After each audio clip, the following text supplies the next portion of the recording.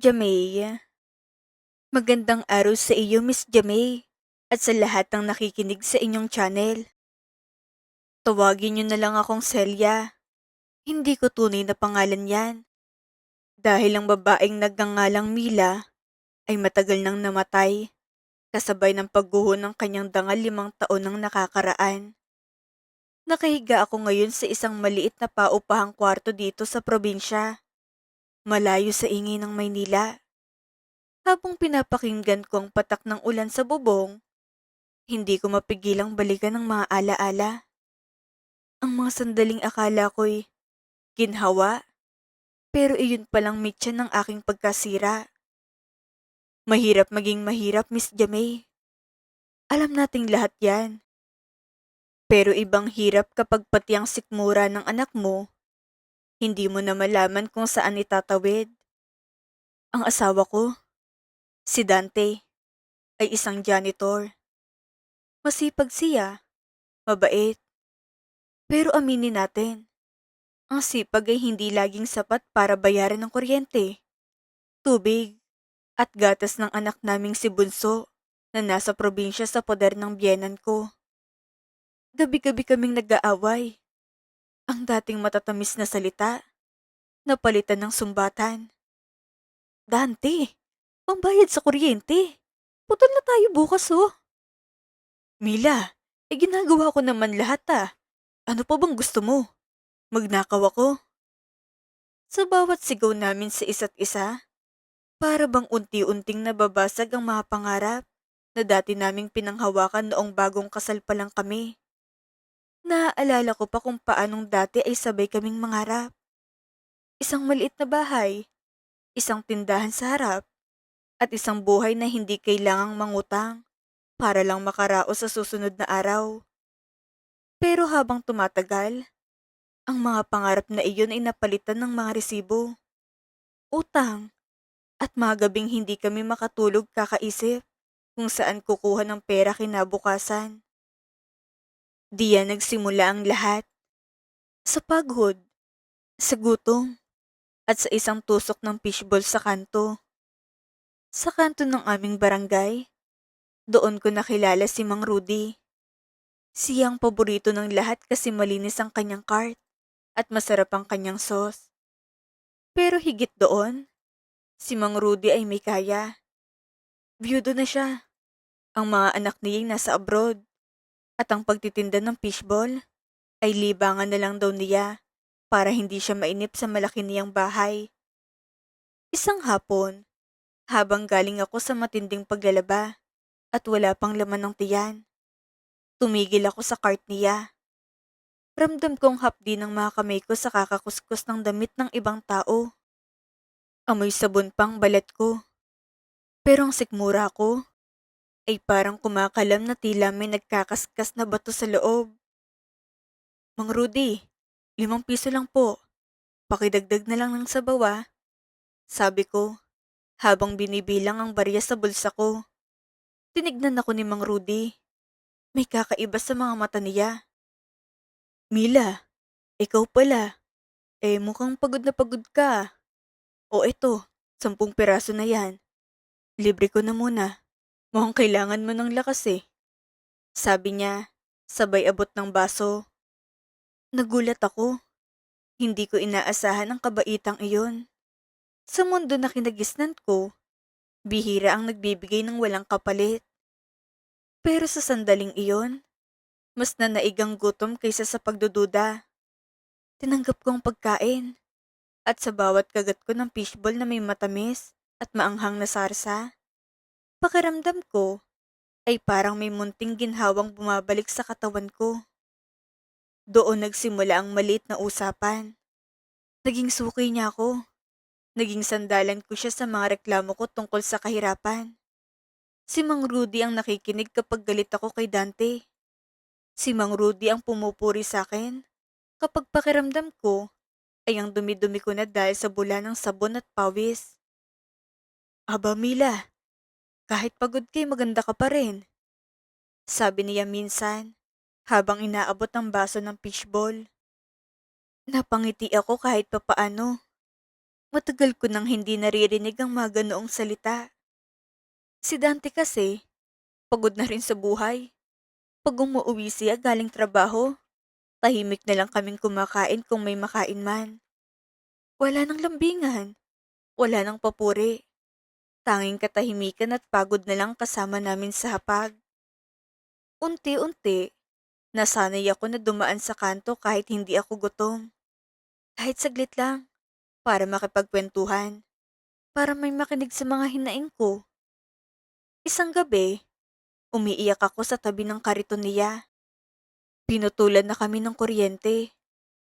Si Dante, wala pang sahod. Madilim ang bahay namin. Kahit kandila, halos wala na kaming pambili. Mila, huwag ka nang umiyak. Heto oh, hiramin mo muna itong 3,000. Bayaran mo na lang kapag mayroon ka na. Alok ni Mang Rudy. Napatingin ako sa perang iniabot niya. 3,000. Sa amin, napakalaking halaga na noon. Pambayad na iyon sa kuryente. May matitira pa para sa pagkain. Nagatubili ako.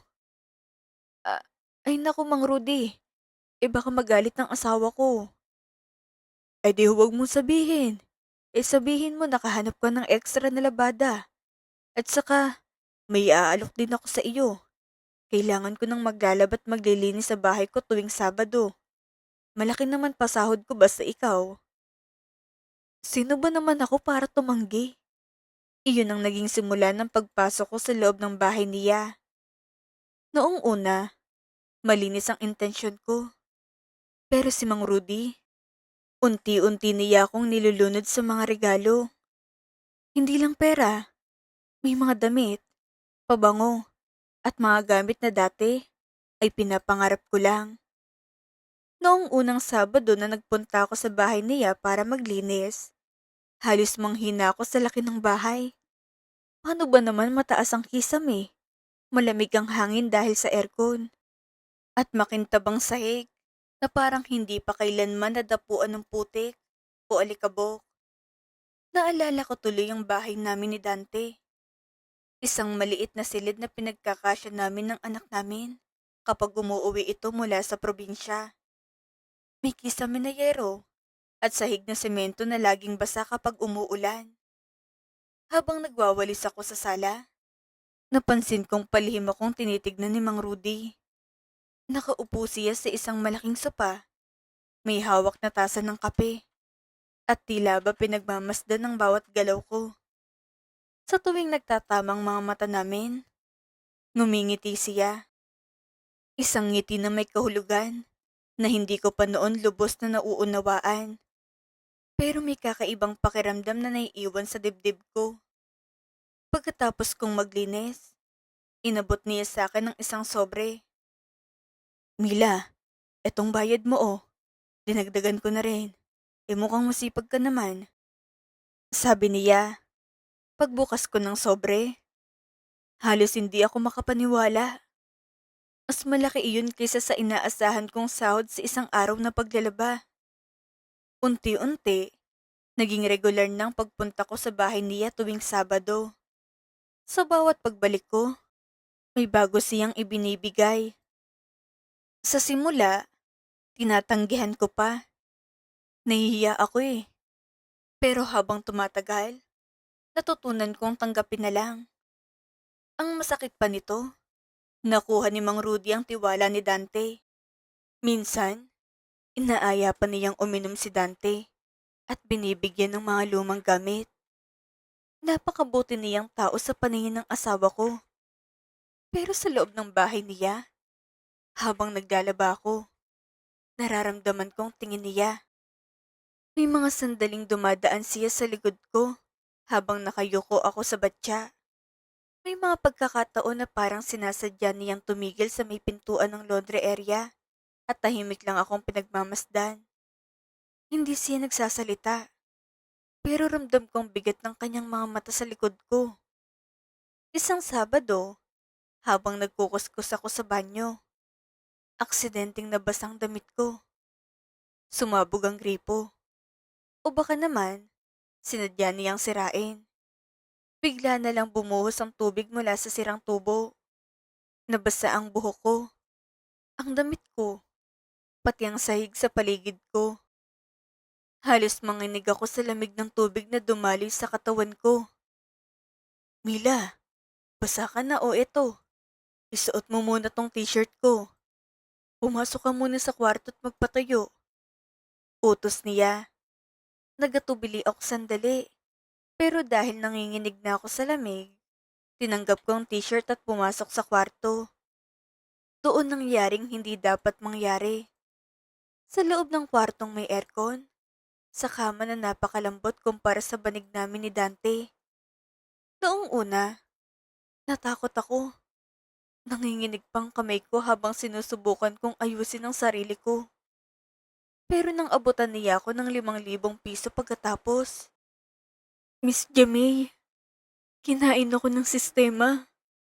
Naisip ko, sa isang oras na ito, katumbas na ng isang buwang paglalaba. Ang dali, di ba? Ang sarap sa pakiramdam na may pera. Pag-uwi ko sa bahay noong araw na iyon, hindi ko mapigilang hawakan ng perang nasa bag ko.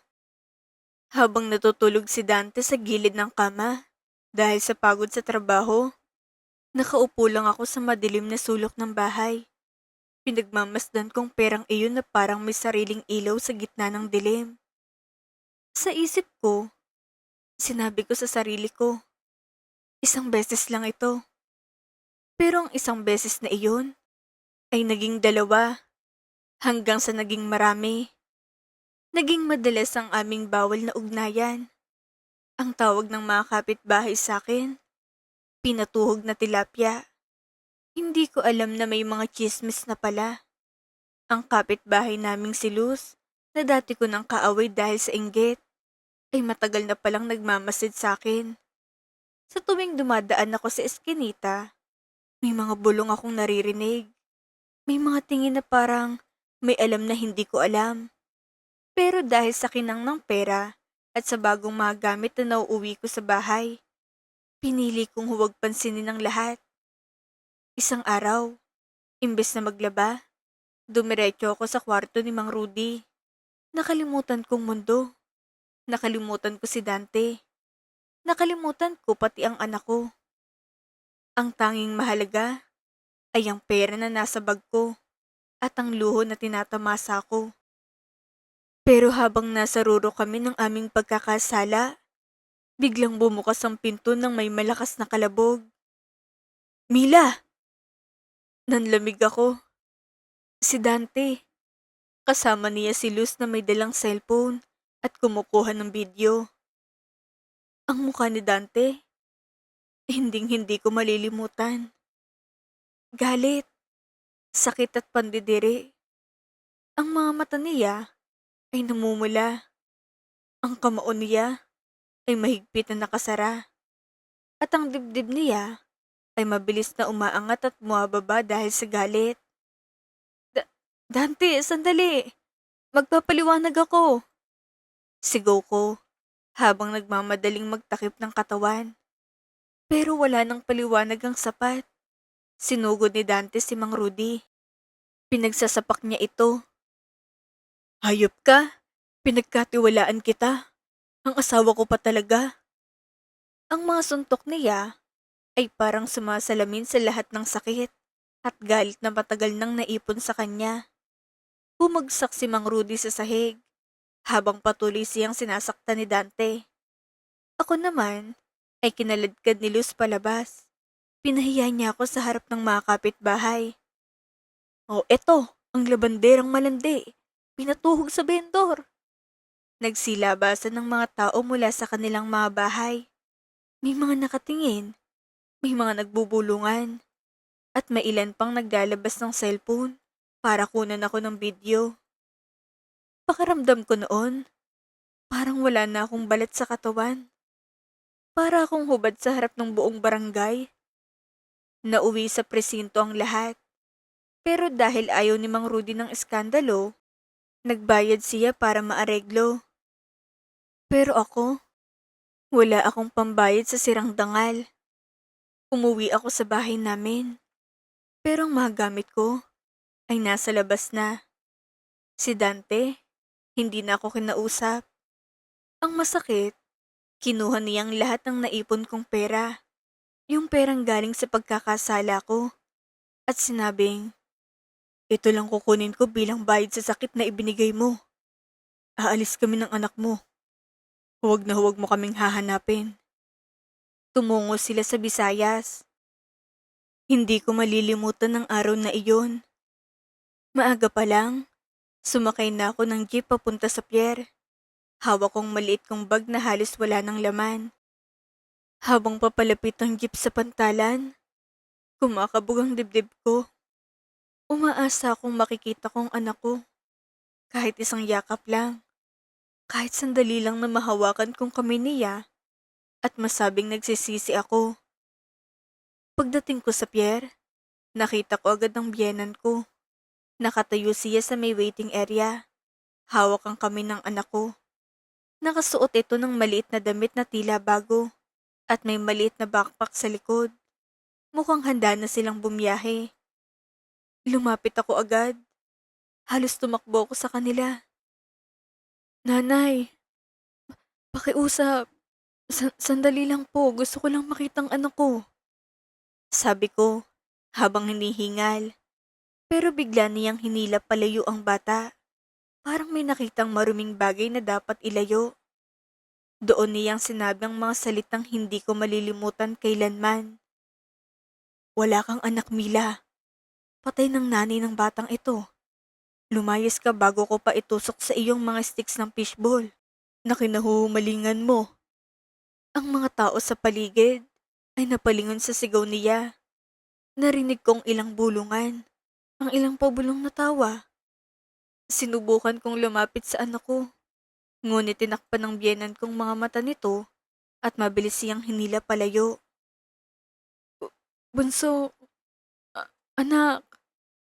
Mahina akong tawag, pero hindi man lang siya lumingon.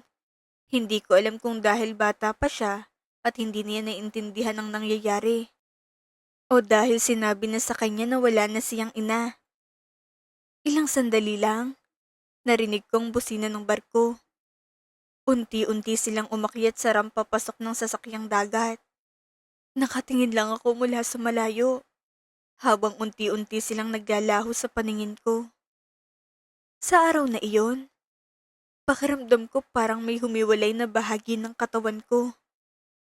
Mag-isa ako, nawala ang asawa, nawala ang anak, at pati si Mang Rudy, biglang naglaho. Lumipat siya ng pwesto at itinanggi na may ugnayan kami. Ginamit lang niya ako. At nang matapos na siya, itinapon ako na parang basura. Sinubukan kong hanapin ang kariton niya sa kanto, kung saan kami unang nagkakakilala. Ilang araw akong dumaan doon, umaasang makikita ko siyang muli. Pero wala na siya. Ang sabi ng mga tao sa lugar, lumipat na raw siya sa ibang barangay. Ang iba naman, nagsabing matagal na raw siyang balak umalis. Nang minsang magtanong ako sa isa sa mga kakilala niyang tindero, tinawanan lang ako nito. Ikaw ba yung sinasabi nila na labandera niya? Tanong niya. Matagal ka na niyang nakalimutan. Marami ng tulad mo. Parang sinaksak ang dibdib ko sa narinig ko. Doon ko tuluyang naintindihan. Hindi ako espesyal. Isa lang akong katawan na ginamit para sa pansamantalang aliw. 5 taon nang lumipas. Narito ako ngayon. Nagtatrabaho pa rin bilang labandera sa ilalim ng pangalang Celia. Bawat kuskus ko sa damit ng ibang tao, parang gusto kong kuskusin ang sarili kong nakaraan. Pero hindi ito matanggal-tanggal. Tuwing umaga, gigising ako ng maaga para magbabad ng labada. Ang mga kamay ko'y makapal na sa kalyo, at ang mga daliri ko ay halos hindi na maunat dahil sa sobrang pagkakababad sa tubig at sabon. Habang kinukuskus kong mga damit sa batya, madalis akong mapatigil sandali. Hindi dahil sa pagod, kundi dahil sa mga alaala na biglang sumasagi sa isip ko. Tuwing makakakita ko ng batang kasing edad ng anak ko, kumikirot ang puso ko. Siguro'y malaki na siya. Siguro'y hindi na niya ako kilala. Minsan, may batang dumaan sa tapat ng bahay na pinaglalabhan ko. Tumatakbo siya habang tumatawa. Hawak ang kamay ng kanyang ina. Sandali akong napatigil. Napatingin ako sa kanila hanggang sa mawala sila sa kanto. Sa isip ko, iniisip ko kung gano'n na rin kaya kalaki ang anak ko. Kung marunong na ba siyang magbasa. Kung may paborito ba siyang pagkain. O kung minsan ba, ay naaalala niyang nanay niya. Kahit sa malabong alaala lang ng pagkabata. Sa mga kabataang nakikinig ngayon, lalo na sa mga katulad kong nakaranas ng hirap, ang pera'y kikitain. Pero ang dangal, kapag nadungisan, habang buhay mong dadalhin ang mantsa. Huwag kayong masilaw sa panandaliang ginhawa. Ang tusok ng tukso ay nakamamatay kapag lumusot sa puso't pamilya. Hanggang dito na lang, Miss Jamay. Sana'y maging aral ang kwento kong ito. Isang napakasakit na kwento mula kay Celia. Minsan, ang gutom ay hindi lang sa sikmura, kundi pati sa atensyon at luho. At doon tayo nadadali ng tadhana.